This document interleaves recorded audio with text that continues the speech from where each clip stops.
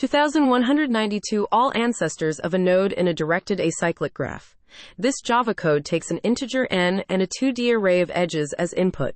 It creates a reversed graph from the edges, initializes a result list, performs a depth-first search (DFS) for each node to find all ancestors, sorts the ancestors list for each node, and returns the result. The code also includes a private method DFS that recursively finds ancestors for a given node. Explanation 1. Reverse graph creation. The code first creates a reversed graph from the given edges. This means for each edge from to, it adds from as a predecessor of to in the reversed graph. 2. Result list initialization. It initializes a list of lists called result where each list will store the ancestors of the corresponding node. 3. Depth first search DFS.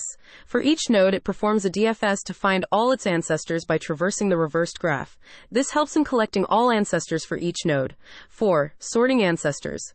After finding all ancestors for each node, it sorts the list of ancestors for each node for easier readability. 5. Return result.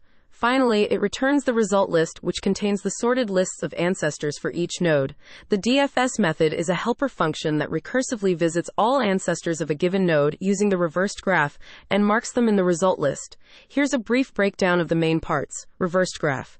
Reversed graph stores the reversed edges. Result list. Result stores the ancestors for each node. DFS. The DFS function is used to explore and collect ancestors recursively. Sorting. Ancestors are sorted for each node before returning the result. This code essentially helps in finding and organizing the ancestors of each node in a directed graph.